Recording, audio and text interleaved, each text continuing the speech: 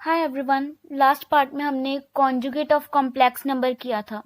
अब हमारे पास आते हैं purely real and purely imaginary number. Complex number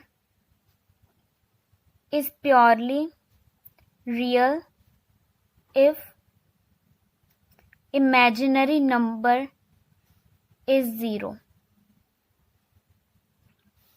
and complex number is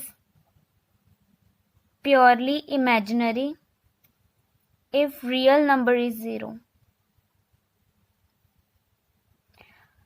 हमारा जो कॉम्प्लेक्स नंबर है वो प्योरली रियल तभी होगा जब हमारा इमेजिनरी वाला पार्ट जो है वो इक्वल टू 0 होगा। एंड उसके ऑपोजिट ही हमारा दूसरा पॉइंट है, अगर जो हमारा कॉम्प्लेक्स नंबर है वो प्योरली इमेजिनरी तभी होगा अगर हमारा रियल पार्ट इक्वल टू 0 होगा। अभी हम इसको एक एग्जांपल लेकर करते हैं। फॉर एग्जांपल, हमारा कॉम्प्लेक्स नंबर इक्वल है -2/3 आयोटा के। इसमें हमारा जो रियल पार्ट है वो है 0 एंड इमेजिनरी पार्ट है वो है 2/3 आयोटा, -2/3 आयोटा। इसमें हमारा जो रियल पार्ट है वो 0 है। इसका मतलब जो हमारा ये कॉम्प्लेक्स नंबर है ये प्योरली इमेजिनरी है, प्योरली इमेजिनरी। अगर हमारे पास जो कॉम्प्लेक्स नंबर है वो होगा -2 और +2, देन इसमें हमारा जो रियल पार्ट है वो है 2 एंड इमेजिनरी 0। तो हमारा जो ये कॉम्प्लेक्स नंबर है ये क्या हुआ, प्योरली रियल। अब हम करेंगे कि मल्टीप्लिकेटिव इनवर्स कैसे करते हैं। मल्टीप्लिकेटिव इनवर्स, इसमें जो हमारे पास कॉम्प्लेक्स नंबर है z है, हमने इसका मल्टीप्लिकेटिव इनवर्स करना है।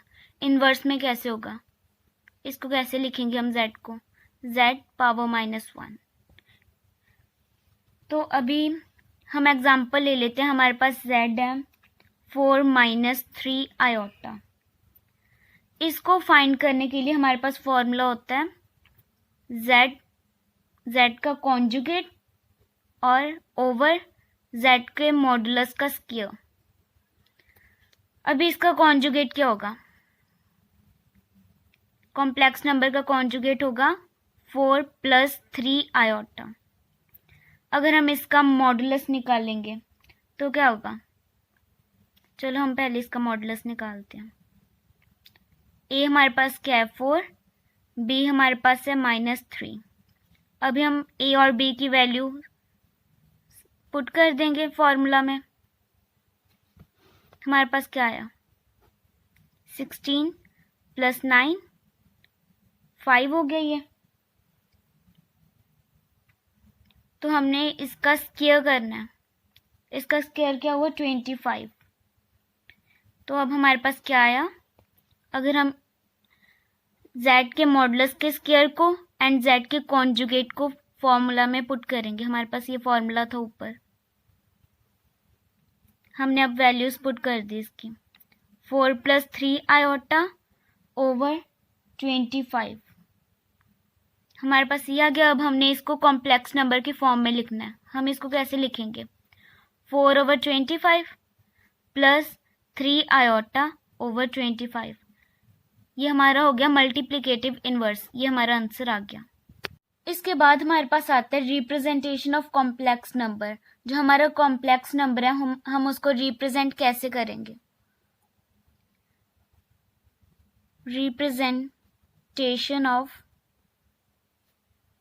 कॉम्प्लेक्स नंबर, कॉम्प्लेक्स नंबर को हम 2 वेज में रिप्रेजेंट कर सकते हैं। First way is Argand's plane representation, second way is polar representation।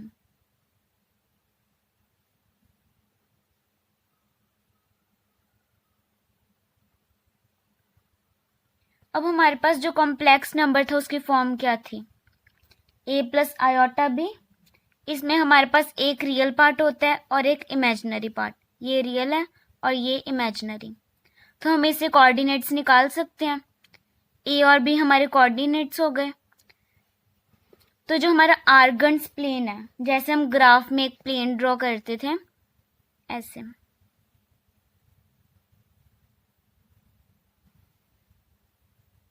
ये हमारी क्या थी, y एक्सिस एंड ये x एक्सिस। ये हमारा जो है ये प्लेन है।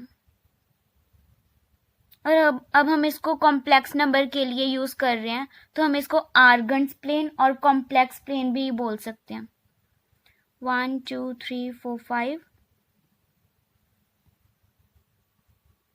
-1 -2 -3 -4 -1 -2 -3 -4। अभी ये वाले जो एक्सिस है ये हमारा रियल एक्सिस, ये इमेजिनरी एक्सिस। अभी हमें कोई भी एक कॉम्प्लेक्स नंबर दिया होगा, फॉर एग्जांपल कॉम्प्लेक्स नंबर है हमारे पास 2 + 3 आयोटा।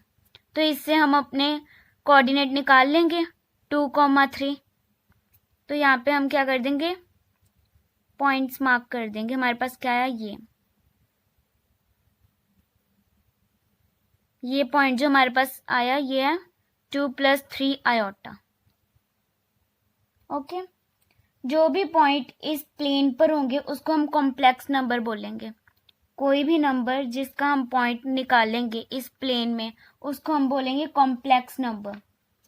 इसके बाद हमारे पास आता है मॉडुलस। हम इस ग्राफ को देखकर कैसे मॉडुलस फाइंड कर सकते हैं। मॉडुलस क्या होता है, distance of point from origin. Distance of point from origin, origin हमारा ये है तो पॉइंट हमारा ये है। जो हमारा ये सारा डिस्टेंस होगा ये हमारा होगा मॉडुलस ऑफ कॉम्प्लेक्स नंबर। इसके बाद हमारे पास आता है पोलर रिप्रेजेंटेशन। अब हमने polar representation of complex number करना है। हमारे पास पोलर फॉर्म क्या होगी, पोलर फॉर्म हमारी है r ब्रैकेट में cos theta plus iota sine theta. ये हमारी पोलर फॉर्म है। इसमें जो हमारा r है ये इक्वल है कॉम्प्लेक्स नंबर के मॉडुलस के। ये हमारा आर्ग्यूमेंट और principal value of complex number. Okay, अब हमने पोलर रिप्रेजेंटेशन करनी है। तो उस सिस्टम को करने के लिए, वो वाली रिप्रेजेंटेशन करने के लिए हमें ग्राफ चाहिए। तो हम उसको ड्रॉ कर लेंगे पहले। ये हमारा y axis, y dash, x, x dash. जो हमारी पोलर रिप्रेजेंटेशन है it is depended upon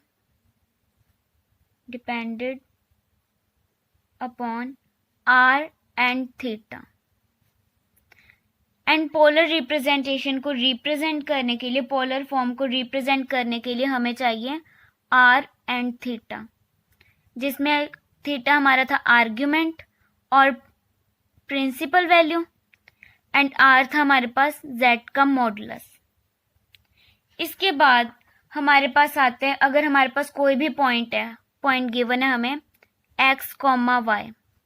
okay, जब हम कॉम्प्लेक्स नंबर को, इस पॉइंट को ओरिजिन से ज्वाइन कर देंगे तो हमारे पास हमें एक वेक्टर मिल जाएगा। ओरिजिन से जब हम इसको ज्वाइन कर देंगे हमें एक वेक्टर मिल जाएगा, वेक्टर लाइक p। जो हमारा ये p होगा ये हमारे पास होगा वेक्टर, p हमारे पास होगा वेक्टर। ओके, अगर हमारा if x is greater than 0 and y is also greater than 0, अगर हमारा x greater than 0 है एंड y भी greater than 0 है तो हमारे जो कोऑर्डिनेट आएंगे वो फर्स्ट क्वाड्रेंट में आएंगे, बिकॉज दोनों पॉजिटिव होंगे। फॉर एग्जाम्पल हमारे पास जो कॉम्प्लेक्स नंबर है z है वो है 2 + 3 आयोटा। तो हमारे पास क्या होंगे कोऑर्डिनेट, 2,3, तो हमारे ये क्या एक्स एंड वाई कोऑर्डिनेट है, ये पॉजिटिव में आया, मीन्स फर्स्ट क्वाड्रेंट में आया। अब जो पोलर फॉर्म है वो क्या थी हमारी, polar form r cos theta plus iota sine theta. अगर हमारे पास आर एंड थीटा है तो हम किसी भी चीज का पोलर फॉर्म निकाल सकते हैं आसानी से। अगर हमें आर और थीटा दोनों गिवन हो तो हम किसी भी चीज का पोलर फॉर्म निकाल लेंगे। इसके बाद हमारे पास आता है, अगर हमें पूछें कि इस कॉम्प्लेक्स नंबर का मॉडुलस कितना है, जो हमारा ये कॉम्प्लेक्स नंबर है, ये पॉइंट है, इसका मॉडुलस कितना है, तो हमने पहले क्या किया था, जो डिस्टेंस है हमारे इस पॉइंट से ओरिजिन तक, ये हमारा क्या होगा मॉडुलस, और हमारा मॉडुलस क्या था आर, तो हम इसको क्या नेम दे सकते हैं आर। ओके, इसको क्या लिख सकते हैं, जो हमारा ओपी है ये ओ है, और ये जो हमारा पी वेक्टर है, वेक्टर का जो मैग्नीट्यूड है वो ही आर है। हम इसको ऐसे भी लिख सकते हैं, ओपी का modulus is equal to r, r हमारा ये है। ओके, अब इसके बाद हमारे पास आता है आर्ग्यूमेंट। आर्ग्यूमेंट क्या होगा, जो हमारा ये एंगल बन रहा है ये हमारा आर्ग्यूमेंट होगा। Positive direction of x axis के साथ जो मेरा वेक्टर एंगल बनाता है उसको हम थीटा बोलते हैं। तो हमारी ये पॉजिटिव डायरेक्शन होगी, ये हमारा कॉम्प्लेक्स नंबर हो गया, तो ये जो एंगल बना रहा है इसको हम नेम देंगे थीटा। तो इसके बाद हमारे पास क्या आएगा, जो आर्ग्यूमेंट है या हमारा प्रिंसिपल वैल्यू ऑफ आर्ग्यूमेंट है वो हमारा थीटा ही है। ओके, इसके बाद हमारे पास आता है, अगर हमें बोलें कि इसमें ऑब्जर्व करो कि जो हमारे पास ये आया इसको हमने एक्स आर एंड जो हमारा थीटा है उसको कोरिलेट करना है, उसको एक ही इक्वेशन में दिखाना है, तो हम उसको कैसे दिखाएंगे। अब मैं आपको ये बता रही हूँ कि जो हमारा पोलर फॉर्म आया था वो कैसे बना, कैसे इस डायग्राम से इन्होंने ये वाला सारी ड्राइव किया, ये वाला फॉर्मूला। तो इसमें हमें क्या दिखा रहे हैं, एक एंगल है, एक मॉडुलस है जिसको हमने आर दिया है, तो इसको हम ऐसे ड्रॉ कर देंगे, बॉक्स बना लेंगे। इसमें हमें क्या दिखेगा, दिख रहा है एक ट्रायंगल दिख रहा है, इसको हम नीचे ड्रॉ कर लेते हैं। हमारे पास क्या बना है, ये एक ट्रायंगल बन गया, इसको हमने नेम दिया था आर। इसको ये क्या हमारा एक्स, बिकॉज ये हमारी एक्स एक्सिस थी, तो इसको हम क्या लिख देंगे एक्स, तो ये ऊपर वाला भी हमारा एक्स ही होगा। ये हमारा वाई है तो ये भी हमारा वाई होगा, इसलिए तो ये हमारा थीटा, ये हमारा वाई।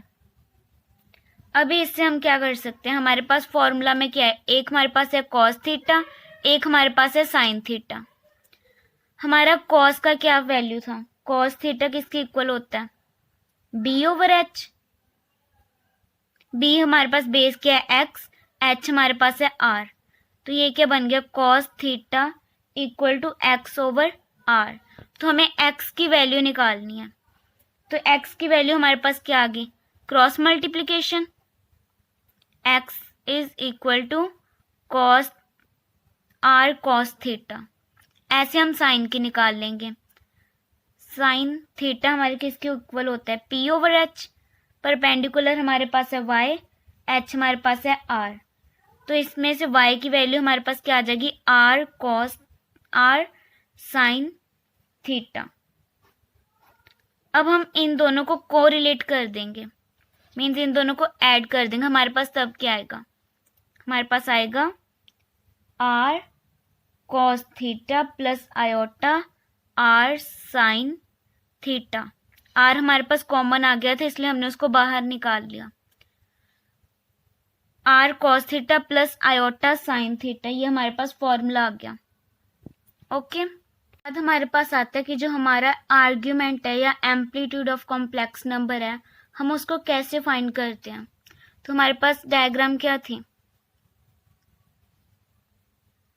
ये एक पॉइंट था पी ओ, यहाँ पर हमारा एंगल बना था, ये हमारा था वाई, ये था हमारा x।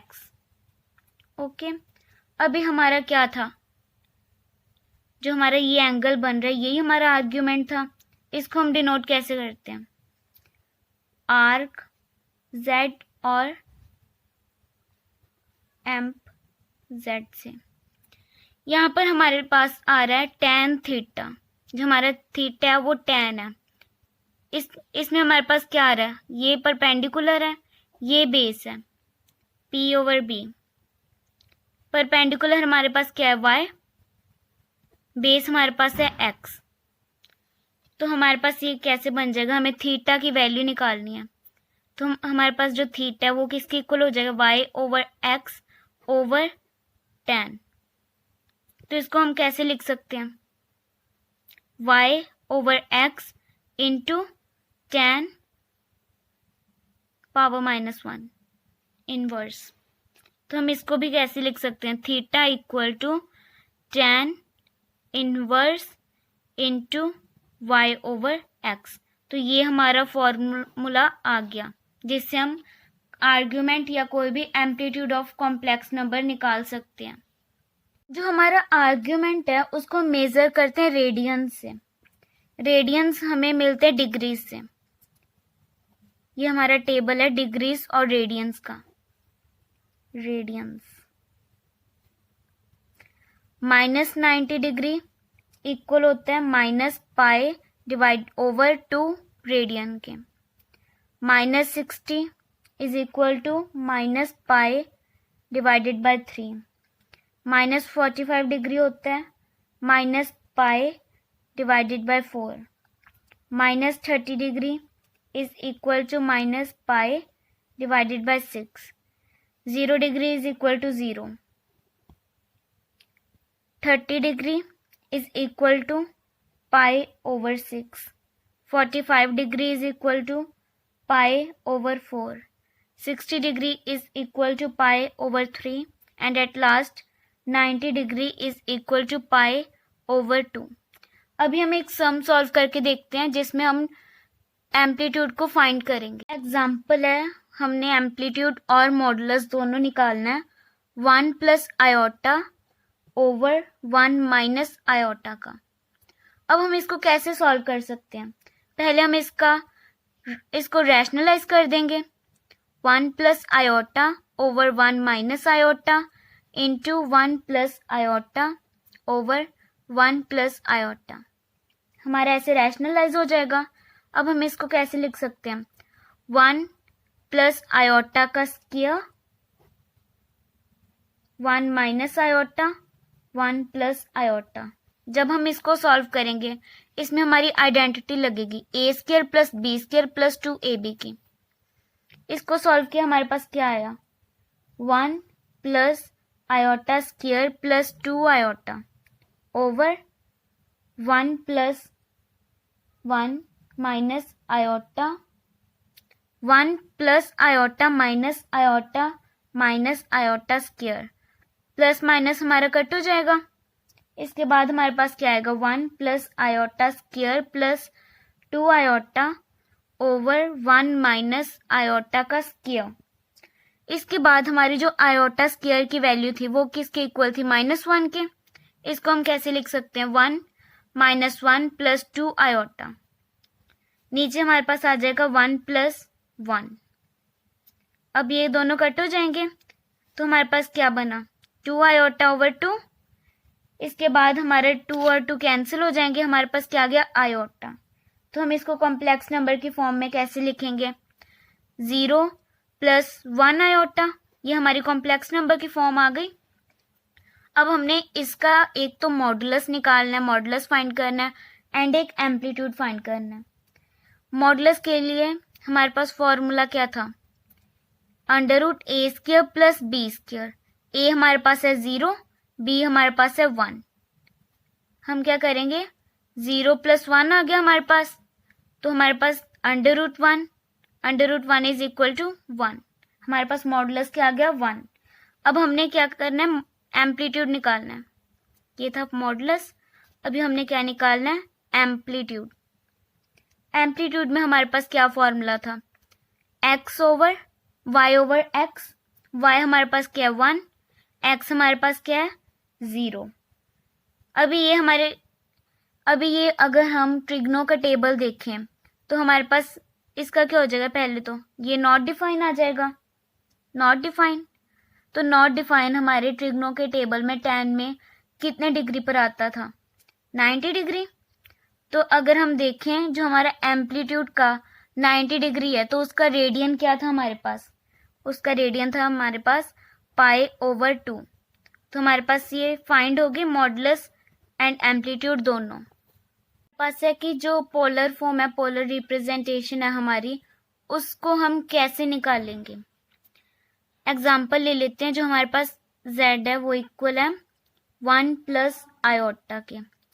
तो पोलर फॉर्म निकालने के लिए हमें क्या चाहिए, r एंड थीटा। तो उसके लिए हमारे पास r क्या था, मॉडुलस ऑफ कॉम्प्लेक्स नंबर। तो हम इसका पहले मॉडुलस निकाल लेंगे r फाइंड करने के लिए। तो हमारे पास क्या है, √1² प्लस 1², हमारे पास क्या आ गया √2। इसका मतलब जो हमारी r है वो हमारे पास आ गई √2 के। ओके, अब हमने क्या फाइंड करना है, आर्ग्यूमेंट, जो हमारे पास थीटा, अब हमने ये फाइंड करना है। इसके बाद इसके लिए हमारे पास फॉर्मूला क्या था, y/x। तो हमारे पास y क्या है 1, x क्या है वो भी 1 है। तो हम क्या कर देंगे 1/1 आर्ग्यूमेंट के लिए। तो वो हमारे पास क्या आ गई, इक्वल टू 1। तो जो हमारा थीटा है उसकी डिग्री क्या आ गई हमारे पास 45 डिग्री। 45 डिग्री पर हमारा कौन सा रेडियन था, 45 डिग्री पर हमारा कौन सा रेडियन था, π/4। हमारे पास क्या गया π/4। ओके, अब जो थीटा था वो आया है π/4। तो हमें दो आर्ग्यूमेंट चाहिए। फर्स्ट आर्ग्यूमेंट तो हमारे पास ये आ गया, सेकंड हम कैसे फाइंड करेंगे, थीटा -2π से। हमारे पास थीटा क्या है π/4 -2π, हमारे पास क्या बन गया -7π/4। ये हमारे पास सेकंड आर्ग्यूमेंट आ गया। और अब हमें चाहिए प्रिंसिपल वैल्यू। प्रिंसिपल वैल्यू हमारी है π/4, बिकॉज जो हमारा छोटा वैल्यू होगा, जो हमारी छोटी वैल्यू होगी वो ही हमारी प्रिंसिपल वैल्यू होगी। अभी हमारे पास जो कॉम्प्लेक्स नंबर की फॉर्म थी, कॉम्प्लेक्स नंबर की फॉर्म, पोलर रिप्रेजेंटेशन की फॉर्म क्या थी हमारे पास, r cos theta plus iota sine theta. इसमें हम वैल्यूज पुट कर देंगे। वैल्यूज हम पुट करेंगे, r की हमारे पास आई थी √2, cos की हम फिल करेंगे π/4 प्लस आयोटा साइन π/4। और हमारे पास जो दूसरा आर्ग्यूमेंट आया था उसका भी हम पुट करेंगे। उसमें हमारे पास क्या आया, √2 cos -7π/4 प्लस आयोटा साइन -7π/4। ये हमारे पास दो कॉम्प्लेक्स फॉर्म आ गई। बट अभी एक मेन बात है कि जब भी हमें एग्जाम में कोई भी टीचर पूछता है कि आपको कॉम्प्लेक्स नंबर की रिप्रेजेंटेशन निकालनी है, कॉम्प्लेक्स फॉर्म निकालना है, तो आपको हमेशा जो आपका फर्स्ट आर्ग्यूमेंट आएगा, मीन्स जो आपका π/4 है, आपको हमेशा ये ही लिखना है वहाँ पे। सही दोनों वे है, दोनों वे ही बिल्कुल राइट है।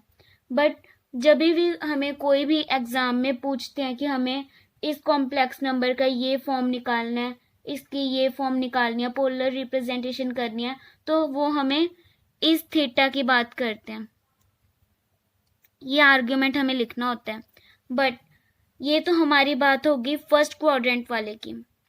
अगर हमारे पास कोई भी ऐसा कॉम्प्लेक्स नंबर आए जिसके जो कोऑर्डिनेट हैं वो हमारे पास थर्ड या फोर्थ क्वाड्रेंट के हों, हमारी जो आर्ग्यूमेंट की वैल्यू है हम तब ये वाली पुट करेंगे -7π/4। अभी हम एक एग्जाम्पल लेते हैं, उसमें हम पोलर रिप्रेजेंटेशन कैसे करते हैं उसका कोई भी एक सम सॉल्व करके देखेंगे। हमारे पास एग्जाम्पल है 1 + आयोटा अंडर रूट 3। ओके, इसको हम किसके इक्वल रखेंगे? R cos theta plus iota sine theta के, जो हमारी पोलर फॉर्म है। इसके बाद हम क्या करेंगे? हम इसको इक्वेट कर देंगे। जो हमारी रियल पार्ट है उसको रियल पार्ट के इक्वल रखेंगे, जो इमेजिनरी पार्ट है उसको इमेजिनरी पार्ट के। हमारे पास ये क्या है? R cos theta plus r sine theta iota का। तो हमारे पास रियल पार्ट क्या है? ये रियल पार्ट है और ये इमेजिनरी पार्ट। इसमें ये रियल पार्ट और ये इमेजिनरी पार्ट। हम इसको कैसे इक्वल रखेंगे? 1 equal to r cos theta and second में under root 3 is equal to r sine theta के। इसको हम इक्वेशन 1 पुट कर देंगे, इसको इक्वेशन 2। इसके बाद हमें हमारी क्या निकालनी है? आर फाइंड करनी है हमें। तो हम इन दोनों का पहले तो स्क्वायर करेंगे, squaring both side and then adding both side.